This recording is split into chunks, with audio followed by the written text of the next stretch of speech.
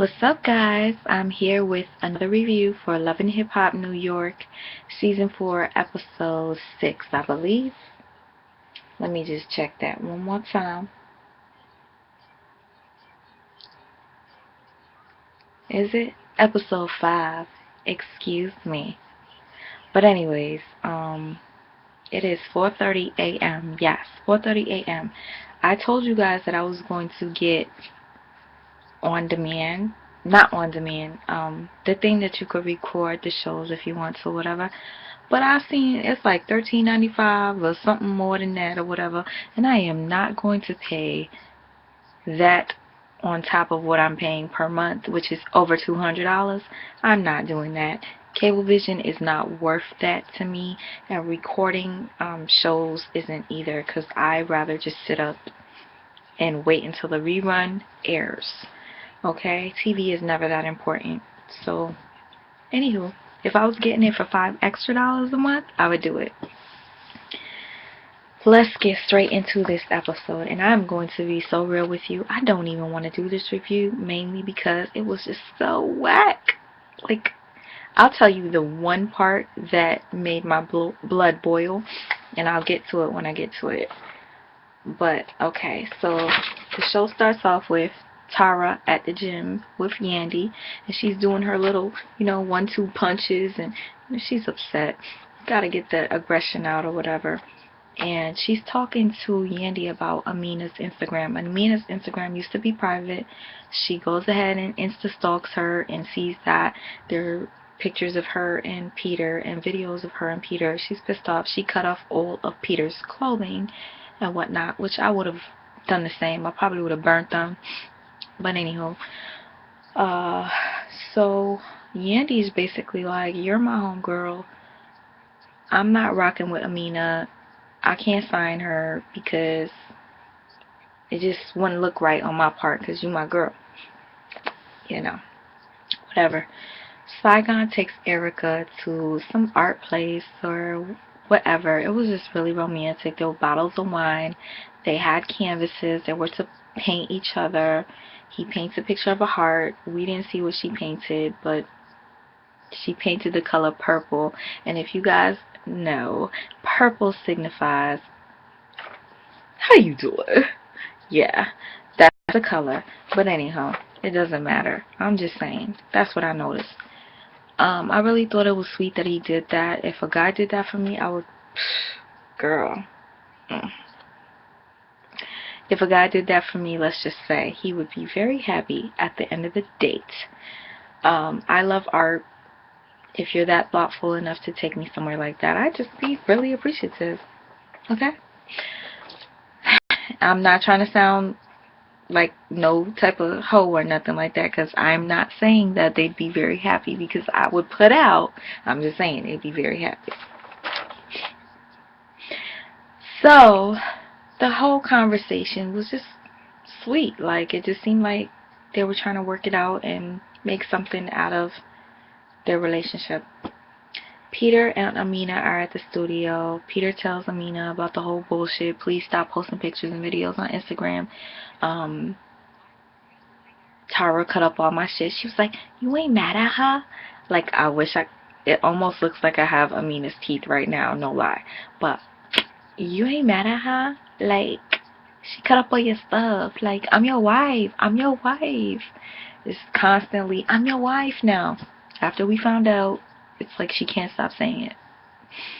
And the smirk on her face just gets on my last nerves, but that's just Amina. Naya meets up with Sin Santana, Erica's girlfriend. Ain't that a bitch? You guys happen to be friends. You met through a mutual friend, and now you guys are meeting up to talk about Erica. Naya tells Sin about the whole beef between her and Erica, and Sin is trying to make it work out. Like, you guys need to, link up again and talk and da-da-da, whatever. Yandy and Rich meet up. She doesn't want to fuck with Amina. And then all of a sudden, Peter bounces in like Diddy bopping. Hey! Yandy's like, I'll let you two talk. Stupid scene. Anyway, Saigon is playing pool. Peter Gunn shows up. And I'm wondering, who the fuck plays pool with sunglasses on? I just happen to have a pair of sunglasses here. No lie. Seriously. They were here since yesterday. But I'm not going to sit here and make a YouTube video with my shades on because I just feel like that just seems stupid. So I don't understand how somebody could sit and play pool with the sunglasses on. But anyway, Saigon kind of like, it was weird, the conversations that they were having. Like, two guys playing pool. I wouldn't imagine you talking about certain things like your son not being able to speak. He's like, well, I did some research on Google, and I see that a child should be speaking 85 words, I don't know, 35 words by now. That's, you know, whatever. I just thought that was really weird of him to just talk about that. Obviously, his child is not speaking, and he feels a little concerned about it. So yeah, he's going to talk to his girl about that in the next couple of scenes. Yandy's son Amir is turning 1 year old, and she has the whole house decorated, everything like that. Nobody's there, but her son has his first cupcake. How sweet. She is going out. Mendici calls her, having conversation. She has no clue about when Mendici is coming home. She's frustrated, blah blah blah blah, say blah, whatever. Alright, Erica meets up with Saigon. He's taking her out to eat, and yet again he is there with his sunglasses on. So the first thing that pops out of his mouth is just like, my son can't speak. He just can't speak, and that's pretty weird. I'm at Chuck E. Cheese like every single day of the week, and he's like the only kid that I know that can't speak. My daughter can speak. My daughter speaks 135 words. My daughter this. I'm always with my daughter. I'm with my daughter more than I am with my son. That seems a little weird to me, but it is what it is. They're a month apart. The daughter's younger, yet the daughter can speak. And Erica's like, well, she's a girl, he's a boy. Every child learns like at different paces, and he's only a year and a half. He's like, yeah, he's a year and a half, and the only thing he could say is duh, duh, duh. Like, he was being a fucking asshole. I wanted to, like, the way he was talking about his son was kind of just like, you were ashamed that he was your son. But I know that's not the fact, because he does seem like he's a proud dad. He's happy to have a son, but it was pretty disrespectful the way he was coming at Erica with the whole bullshit about her not being attentive enough, and that's why her son is not speaking and stuff. I just felt like it was an inappropriate place to have that conversation, and it's just like you guys are yelling back and forth or whatever, and it just made no sense to me. Then Erica gets up, she's pissed off, she's walking out, he's following behind her. He is so short, y'all. He is so short. He follows her to the car. He starts calling her hood bugger, you fucking hood rat, you this fake ass bitch, you got a fake ass. Just saying all this stuff about her, and I'm like, okay, you sitting here telling her she got a fake ass, yet you fucked her. So did it matter when you were fucking her? No. So why are you bringing it up now? And if it is fake, it is. Whatever.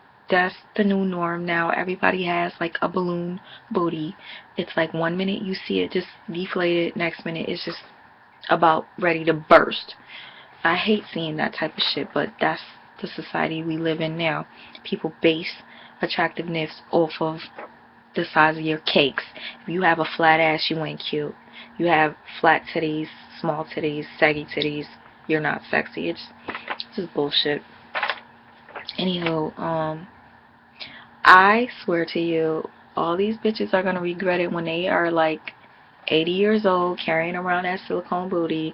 That shit will be sagging, because once your skin starts to fall, the booty's gonna fall along with it. Trust and believe. Trust and believe me. You gon' hate your booty once you turn 90. Trust. Anywho, so the whole shit goes left. She's trying to get in her car. He's following her. He's holding the door open. Just being so disrespectful. Next minute, she gets out the car and he grabs, well, I don't know if she tried to throw her purse at her. She kind of like swung it at him. He grabs it, throws it across the freaking parking lot. All her shit falls off out of the bag, and my blood started to boil because I was like, why is he being so disrespectful over a conversation about his son not being able to speak? You didn't have to take it there, Saigon. You look like a bitch ass nigga. You remind me of a lot of people I used to deal with, and I don't like that shit. So hopefully you get what comes to you, you fucking asshole. Erica basically, you know,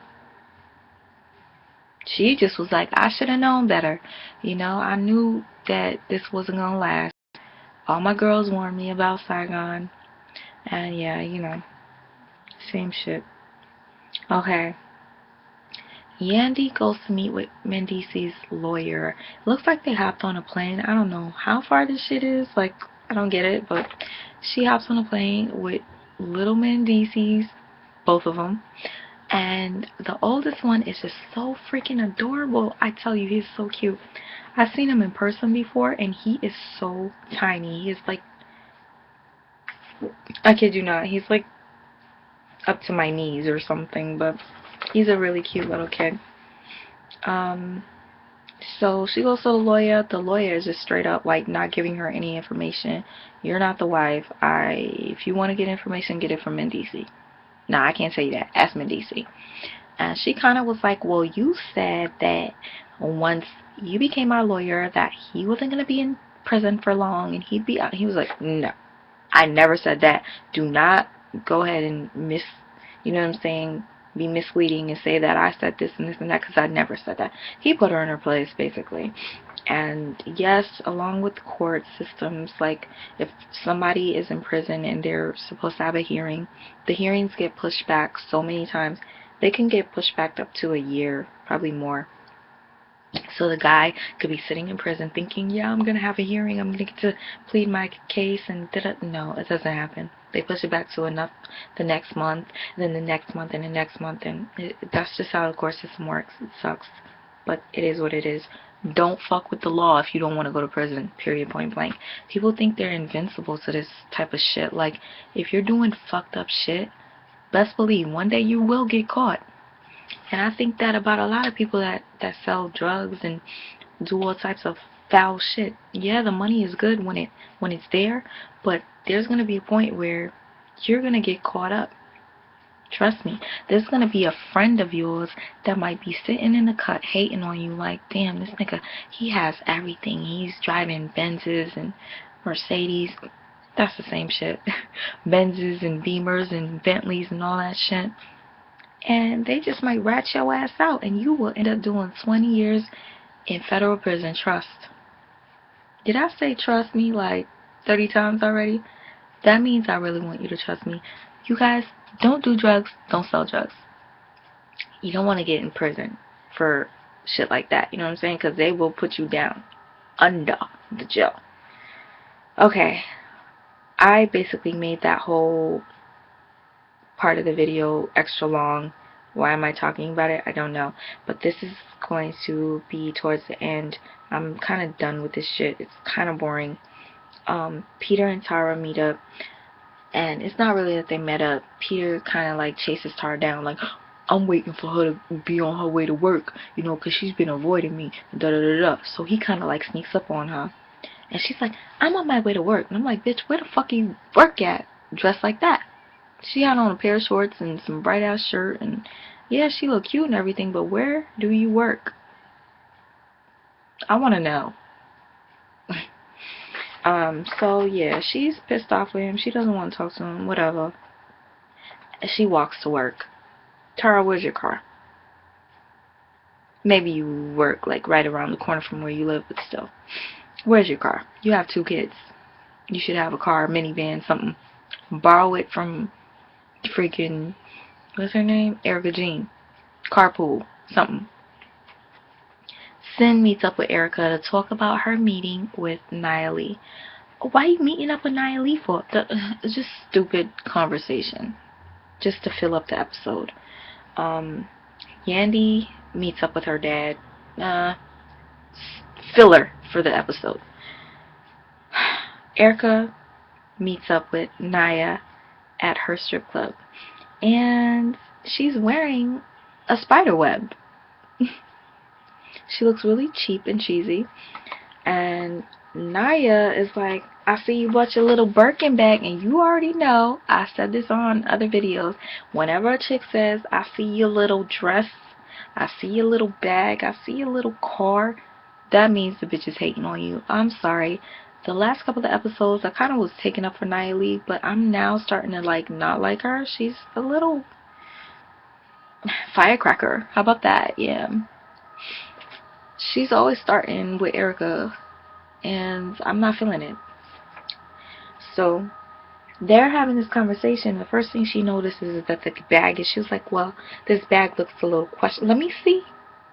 This bag looks a little questionable. But here, trying to play Erica. Erica's like, what? And if you guys don't know, Birkin bags cost a lot of money. Not no $5,000, $10,000 more than that, okay? So I kind of, some of my hair is in my damn eyes, so let me hurry up and end this video. I kind of doubt that Erica bought a Birkin bag, because that would be her whole salary for the 4 seasons she's worked on Love and Hip Hop for her to buy one bag. So yeah, whatever. Niley, you didn't have to say that shit, like, bitch. So that basically started another feud between the two, because Naya just starts talking about, oh, you ain't shit, back and forth bullshit. And Erica gets up, and I swear she got her ass shots 3 sizes too much for her, because she couldn't even walk right. All of a sudden she walks like funny. She never walked like that before. You know how the girl walks when she has a fat ass because she wants everybody to notice her ass. That's how Erica was walking. And bitch, who do you expect to believe that shit is real? It's not. This whole ass shot phenomenon is getting on my damn fucking nerves. If I had the money to get ass shots, I wouldn't do it. I'm good with my flat ass, because you know what? Year 2020, fat asses are probably going to be out of style, and flat asses will be in. And y'all going to be hating on this flat ass. Y'all see, although I have a flat ass, my belly ain't fucking flat. And I had to have my pants unbuckled, if y'all did catch that. Just being real. Love and Hip Hop bullshit episode. I didn't like it at all. If I make it to 20 minutes, I will be shocked as fuck. Done with this. Bam. You guys, next episode, not sure if it's going to be good. You know, the commercials, they do fool you sometimes. They make it look like it's going to be really good, and it's not. It doesn't look like Joe or Tahiri are going to be on the next episode, but K. Michelle is going to make an appearance for the second or first time. And yeah, I don't think it's going to be good. This one, 2 thumbs down. And again, the most interesting part of this episode was between Saigon and Erica Jean, and that was it. You guys, let me know how you feel about it. Again, I still fucking with this Google Plus. I don't know when you guys comment on my videos. It pisses me off, but I will work through it. I will see you guys on another video. I'll let you know if I end up getting the whatever record show shit, because I don't think I want to wait up until 3 o'clock in the morning to review Love and Hip Hop, and then it's about to be 5 o'clock in the morning. It just doesn't make sense, and then I have to be at work tomorrow. I promised the kids I was going to buy them donuts, and then as soon as I'm done with that, I have to go to my other job. It's just, I can't be up at 5 o'clock in the morning doing this shit, you know what I mean? But for you guys, I do it. Why? Because I love y'all. I do. I must. Because this shit wasn't even worth reviewing. Ooh, you remember this song?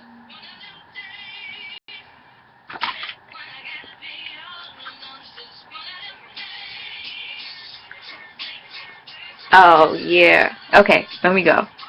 But then the screen shuts off. Hold on.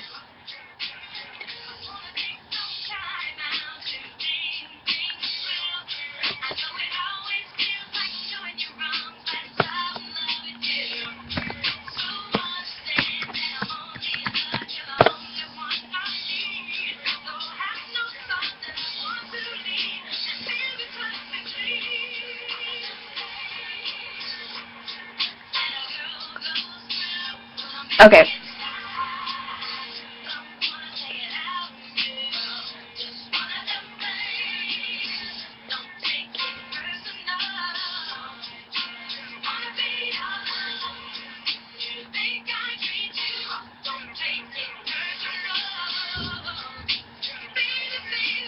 Thanks for watching, y'all.